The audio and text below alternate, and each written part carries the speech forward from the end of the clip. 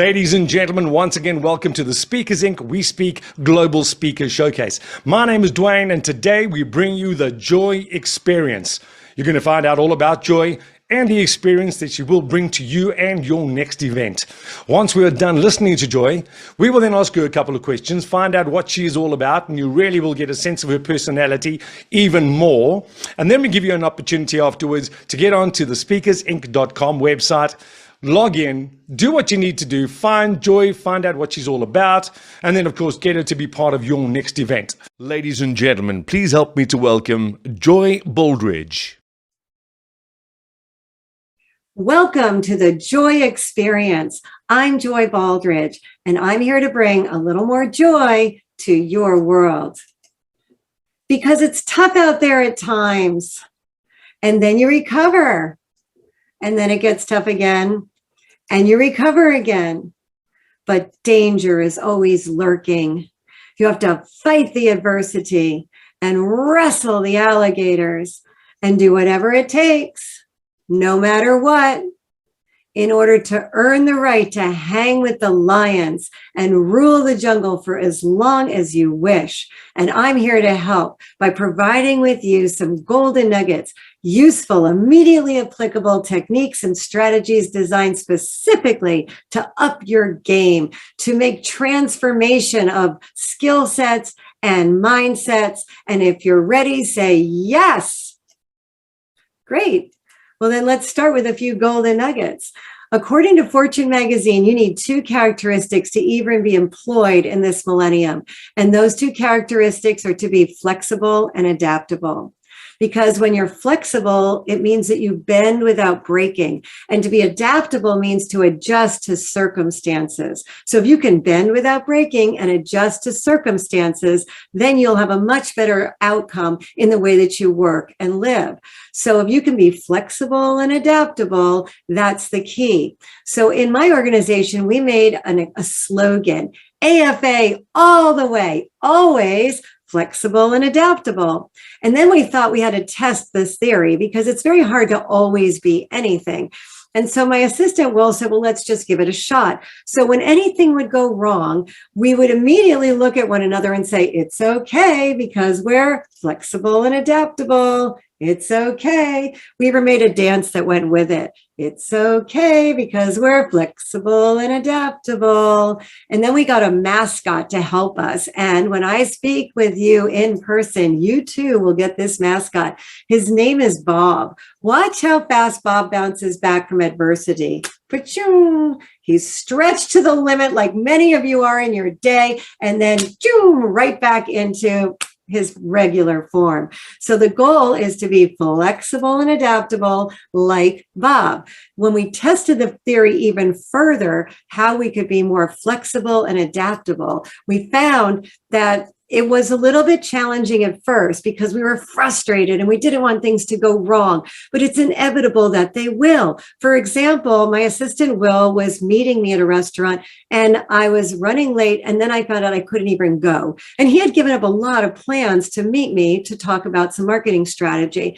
And so I felt terrible. You know how that is. I sent him a text just apologizing profusely. So sorry, I'll make it up to you. I can't make it. Something came up. And he texted me back 3 letters, AFA, always flexible and adaptable. How did I feel? Relieved that he wasn't upset with me. I could move on. What he was saying was that it was okay because he was flexible and adaptable like Bob. This is Bob. His name is Bob, but he spells it backwards. It's like a little joke. But you got to be flexible and adaptable, stretch to the max, bounce right back. And so some say, well, how can you always be flexible and adaptable? Well, you need to do the 4-4-6. The 4-4-6 is a breathing exercise where you inhale 4 seconds, hold it for 4 seconds, and exhale to 6. Give it a try. Inhale, 1, 2, 3, 4. Hold it. 1, 2, 3, 4. Exhale, 1, 2, 3, 4, 5, 6. And then take a moment and ask yourself a question. How am I feeling? How am I doing? What's the priority? So when you take a breath or two or three or four, and then you ask yourself a question, you get the real answer, and then you can move on in a much calmer, more flexible and adaptable way. You see that when you are deep breathing, deeping the deep inhale, the hold it, and the exhale, it's putting you in the present tense. And according to Stuart Schwartz, who is a spiritual guru in Sedona, Arizona, that I interviewed for my book, he said that when you're put in the now, that now is perfect. Now is perfect, test at any time. But we're rarely ever in the now because we're shallow breathing, we're racing, thinking about what's happening, thinking about what just happened, instead of saying, wait, flexible and adaptable, take a breath, inhale, hold it, exhale, focus, regroup. And when you do the 4-4-6 and you combine it with the AFA, always flexible and adaptable, then it allows for you to be able to function in disaster and finish in style. Function in disaster and finish in style, because otherwise, what's the alternative? You freeze up or you get stressed out. And when you get stressed out, then you get burnt out, and then you get burnt out, you get sick, and then you run out of sick days. I saw a bumper sticker that said, ran out of sick days, tomorrow I'm calling in dead. You can't do that. But you need to know that stress does horrible things to your mind and body, according to Dr. Jeffrey Moss, the nutrition and dietetics professor at the University of Bridgeport. And when we understand what stress really is, stress equals demands, the demands we place upon ourselves and the demands that others place upon us. And so sometimes we have to take action in a new way, a new form. Being flexible and adaptable helps, and also doing the deep 4-4-6 breathing to put you in the present tense, because now is perfect. You see, deep breathing is something that I learned recently a definition of, and I will share it with you. When you deep breathe, it is your most easily accessible yet most underutilized stress reducer. It's easy access because you can do it anytime. It's underutilized because we don't do it properly or as often. The goal is to do it as a ninja so that you can handle the stress, cope with the stress when you're being hit with all these demands. And you can also do a technique that I call salt the hay. Salt the hay is a technique my father taught me. He was raised on a farm in Ohio in the States. And he said on a farm, they had an expression, you can bring a horse to water, but you can't force it to drink. And we said, Dad, everybody knows that expression. The horse is stubborn. He won't drink when he's stubborn. People are stubborn too. And he said, yeah, but what would happen if you salted the hay? And we thought a minute, we thought, well, when we salt the hay, what happens? The horse will get thirsty. And then what will happen? The horse will drink.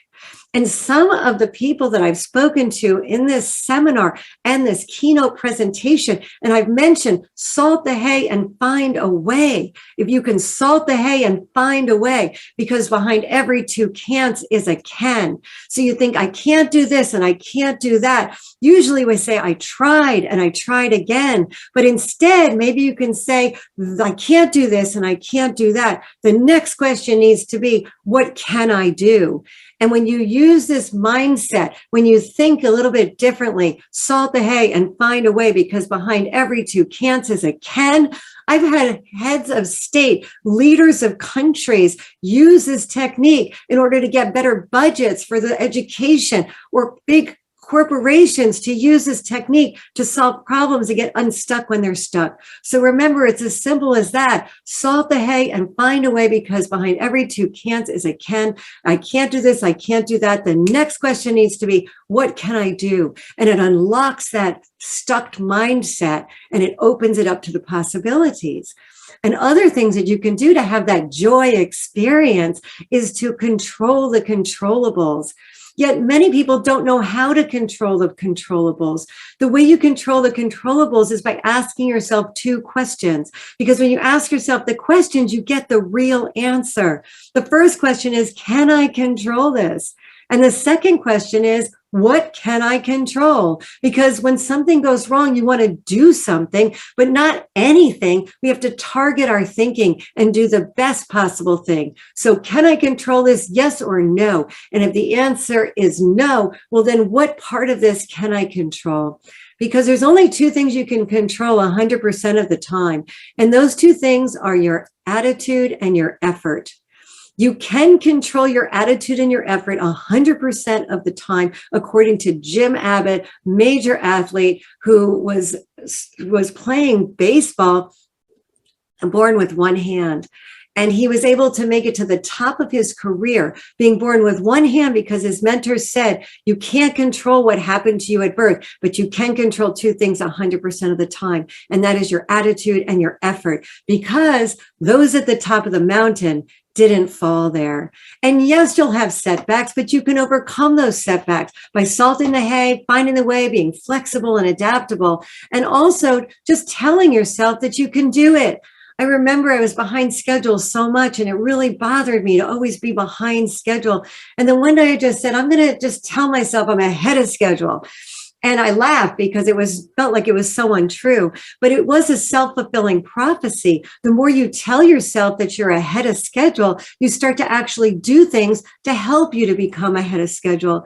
And I remember talking to a friend of mine, another speaker, Zig Ziglar, who's a famous motivational speaker. I said, Zig, I've been saying these self-fulfilling prophecies that I'm ahead of schedule when I'm not always ahead of schedule. And sometimes I feel like I'm lying to myself. And he said, you're not lying to yourself. You're just telling the truth in advance. And I love that. What can you be telling yourself the truth in advance about by saying that it's actually happening and then working towards it happening? And what that does is it gives you a much better opportunity to change that mindset into something that can be achieved. What it also does, it provides you with clarity of thought. And when you have clarity of thought, you get focused execution. And a change chart will help you with that. This change chart is so simple yet so profound to help you have an instant perspective change. And it's all about minor change that gives you the major impact. So if you read the chart with me from left to right, you'll see that in the vision column, the top box is empty. Whenever you see an empty box, you say without. So without vision, go to the right. You get confusion. Is that true? Yes, without vision, you get confusion. You need to have the vision to stay focused on the goal. Without skills, you get anxiety.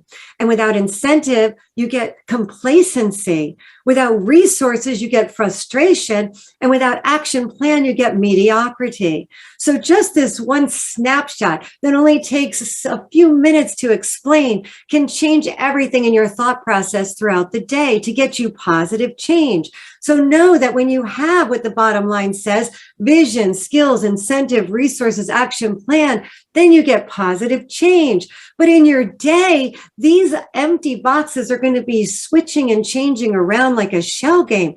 And they move around as your day moves around. You might have a very clear vision with your team, and maybe you're very skilled and have the skills of technology or the knowledge of leadership to not have the anxiety. But maybe sometimes you feel a little complacent, or maybe you just don't have the resources, people, time, and money are some of the most vital resources. And if you're down a person, or you don't have the budget, or you just are getting tight on the deadline and you don't have the time, then you will get frustrated. There's no question. So depending on what happens in your day, if you keep this change chart in the forefront of your mind, it will lead you like a beacon to the quickest way, the shortcut to success. And one of the best ways to read this chart is actually backwards, from right to left. And this is how that goes. If you go to the right and you see the word confusion, tell yourself, if I'm feeling confused, I have to go back to the vision. If I'm feeling the anxiety, I have to go back to the skills. If I'm feeling complacent, I need an incentive or reason to do this. If I'm feeling frustrated, I need the resources. And if I'm feeling the mediocrity, then I'm missing that action plan. So to get positive change, you need the action plan, resources, incentive, skills, and vision. And so you will get a copy of this change chart so that you too can use it if you choose to. Most people who attend the keynote presentations really love the change chart. It puts everything in perspective instantly and gives that positive perspective change. And it also calms down any of the stress and uncertainty that can happen in the day-to-day. Because we can get confused in the day-to-day. And confusion, we think when we get confused that we don't get it, we're not smart, it's terrible, I feel depressed, I'm not understanding it, I don't know if I'm cut out for this. But if you know that confusion is actually a step, confusion is the step before clarity, it can change everything. It's just a step. You'll get things into focus and it will feel better, and then you'll understand. I learned about confusion and clarity at the eye doctor. They did the drill. You know the drill, which is better, A better, B better, 1 better, 2 better. And then I started to get confused and I said, I don't know anymore. And the eye doctor said, good. And I said, why is it good? I'm confused. And he said, oh, because confusion is the step before clarity. We narrowed it down so much that then we started to understand what the right prescription would be for you. And so please know that confusion is a step before clarity is a very important golden nugget that you can share with others or remember yourself when you're dealing with change and feeling out of sorts. And also know that according to the Harvard Business Review, that to lead from the position of calm is so vitally important, to lead from the position of calm. And the best way to do that is to do the deep breathing so that you can stay calm. Do it like a ninja. Practice the deep breathing throughout your day. It will help you stay in a more calmer state because you will be present. Another way to lead from the position of calm is to understand the 4 core human emotions. There are 4 core human emotions. They're easy to remember because 3 of them rhyme. And those are mad, glad, sad, and scared. I call them houses. So you have the house of mad, the house of glad, the house of sad, and the house of scared. The question to ask yourself is, which house do you live in most? And is it time to move? Which house do you live in most? And is it time to move? You see, when you ask yourself the question, you get the real answer. You feel it in your heart, in your gut, in your mind. You feel where you're living. And most people do not feel like they are spending the majority of their time in the house of glad. I've worked very hard and strived to be a house of gladder. And you can too. You can move to the house of glad. But I must tell you, it comes with a warning because it takes just as much work to live in the house of glad. You have to pull the weeds and fix the roof and really do things like read positive literature and remind yourself how important it is to stay positive. And I'll have other golden nuggets to share with you about how you can actually be a house of glad or live in the house of glad. But if you're a little bit too effervescent and too enthusiastic in the house of glad, you have to be careful because sometimes if you're too positive, people just want to slap you. They can't take it. And so know that it's important the degree to which you show your happiness and your gladness, because some people will think you're too happy and why are you always happy? And you'll get some negative comments on that. But what's it like to be in the house of sad? Oh, I heard the saddest story. Oh, you won't believe it. It's so awful. Who wants to be in that house? Or I'm so angry. I can't believe they did that. You know, you're not being very flexible and adaptable. You're just angry all the time. And then if you're scared, a lot of people are scared about a lot of things. I mean, some scared about money. Have you ever had an out of money experience? It's frightening to think, oh my gosh, or being afraid for anything that could go wrong. I highly recommend that you make the house of glad your primary resident. And I'll show you how you can make the house of glad your primary residence right now. In order to live in the house of glad, you will still experience sad and mad and scared in your day. It's just that you don't dwell on it. You don't live in it. In order to live in the house of glad, you just have to pay your rent every day. And rent stands for rest, exercise, nutrition, and thoughts. So to live in the house of glad, you have to monitor your rest, your exercise, your nutrition, and your thoughts. Are you rested? Because most of the time when we don't do well, we make mistakes and we feel in a negative mood. It's because we're not rested. So what do you need? Do you need to be rested to be in the house of glad? Or maybe it's exercise that you can kind of get out any frustrations by running or lifting weights. And exercise might be the key to living the house of glad for you. But maybe it's nutrition and eating in a positive way so you can monitor your weight as well. And your thoughts. What are you thinking about yourself? What are you thinking about the way you choose to rest, exercise, and eat properly. So to pay your rent every day, you will live in the house of glad if you monitor your rest, exercise, nutrition, and thoughts. And according to Dr. Jonas McLarney, your thoughts are a very important part of the rent. He said the most important part because he's an emergency room physician. And he said that the reason people come to the emergency room is because they're not resting, they're not exercising, they're not eating right, and their thoughts are making these decisions in the wrong way. So to pay your rent every day will get you right into the house of glad. And the last concept is you need to detect negativity in order to deflect it. And that comes into mind something called the ogive curve. You have to watch your ogive. The ogive curve, the definition, it's a cumulative frequency curve that controls the ups and downs of your day. Your day is an ogive curve where sometimes it's positive, where one point ascends to another and another, and sometimes it's negative, where one point descends to another. And here's a visual. Positive ogive is when you're ahead of schedule, feeling good, and exciting projects you're working on. But then there's negative ogive, where you're behind schedule, you're feeling awful, and you're way overtired, so that you're making snap judgments and you're very critical about yourself and others. You see, the trick is to stay above the line, because we all have these stingers in our day that pull us into the negative ogive, the quicksand of negative ogive. Stingers like someone says a snarky comment, or you're behind schedule, or you stayed up all night to do some work, and then you're exhausted in the morning and you can't seem to get the work done. And you give yourself the stinger by saying, why did I do that? I should have done this ahead of schedule. But if you can detect what is happening, detect the negativity that's happening, then you can release it. So you acknowledge it to release it. And you tell yourself, this cannot continue. I am not going to allow the negative ogive to occur. And when you tell yourself, no negative ogive, I have a client, he has this on his door. He told his team about negative ogive, put this on the door, no negative ogive. Then you can ride the wave to positivity. Positive ogive, create and share it by giving people compliments and getting things done on time or ahead of schedule, and plan for that. And then you can avoid the cave of negativity, because according to Dr. John Rosen at the University of Miami, misery doesn't like company. Misery likes miserable company, so they can commiserate.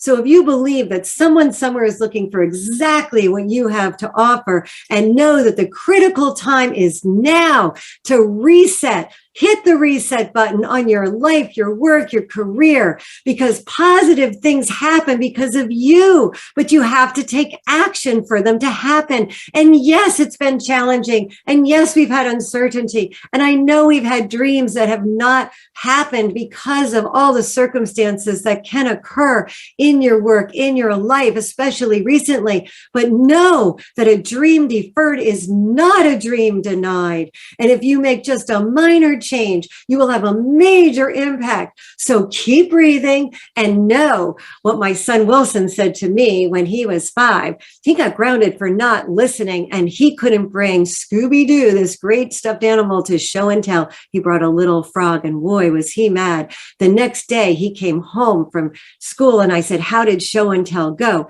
And he said, it went fine, and I don't want to talk about it. I said, Wilson, if you had just listened to me yesterday. He clenched his fist with rage and he screamed, Mom, it will never be yesterday. So why do you keep talking about it? I said, that's genius. And I wrote it down. I told a client, what do you think? My son said, it'll never be yesterday. Why do you keep talking about it? She said, Joy, those words would have saved me about 10 years of therapy. So it will never be yesterday, but you can make a change right now in your mindset and your skill sets by using some of the golden nuggets that I've just shared. AFA all the way, 4-4-6 breathing, salt the hay and find a way, because behind every 2 cans is a can. Remember, clarity of thought and focused execution to control the controllables. Use the change chart, and confusion is the step before clarity. So work towards being in the house of glad by paying your rent every day, and then you will have positive ogive. If you're flexible and adaptable, always flexible and adaptable, AFA all the way, like Bob. So I hope you've enjoyed the joy experience. Please remember to utilize these skills. I would love to speak for your group and share all the energy I can around mental health and wellness through these useful ideas. Don't postpone joy. Thank you very much for spending some time with us today online. Love the talk, and I really love your energy. And I love Bob, so I'd like to welcome both of you to a very short question and answer session. Thank you. How are you feeling today? You're looking lovely. Well, thank you, Dwayne. I'm feeling great. And Bob is spectacular. This is Bob. His name is Bob, but he spells it backwards. It's kind of a joke because he's flexible and adaptable. And watch how fast he bounces back from being stretched to the max. Boom, like that. And you will too. Oh, I do. I love it. I love your energy, Joy. I really do. And I love the title of the talk. It works for me so incredibly well. The one thing I do want to ask you right up front is, you've been doing this for a while. Why do you, Joy, get up in the morning and decide that this is what you're going to do each day?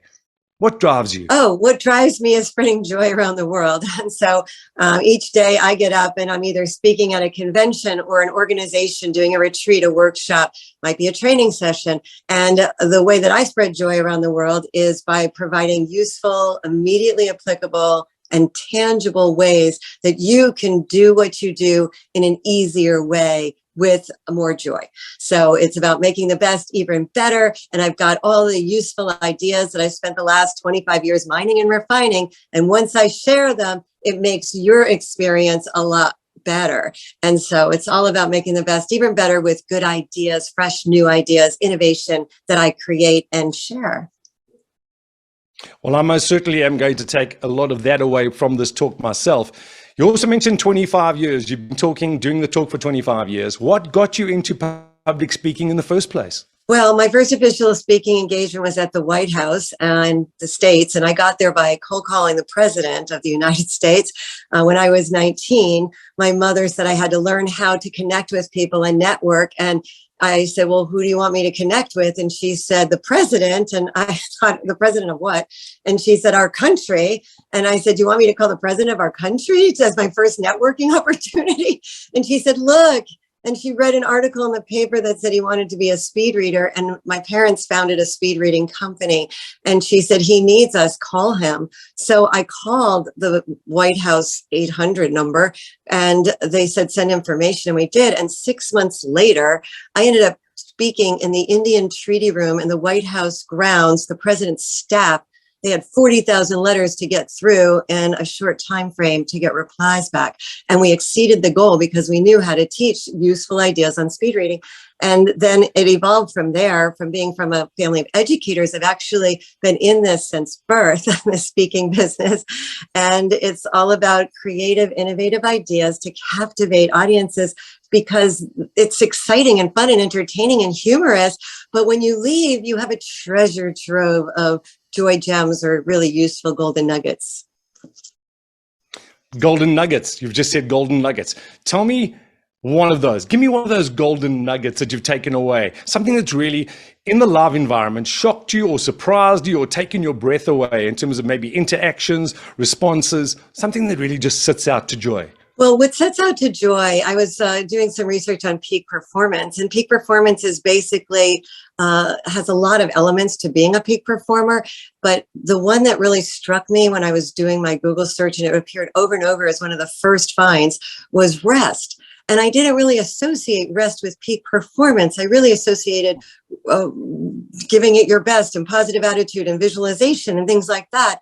And so my father created a concept called the purple break, which everybody loves. And you'll only see it here in my seminars and keynotes because it was something created by my family. And the premise is that you have a pigment in your eye called rhodopsin, and it breaks down in bright light and it's restored in total darkness. So if you can create a totally dark environment for your eyes, it will rejuvenate, regenerate the visual purple, which is also called rhodopsin. And then you have more energy because light causes it to disintegrate and darkness causes it to rejuvenate.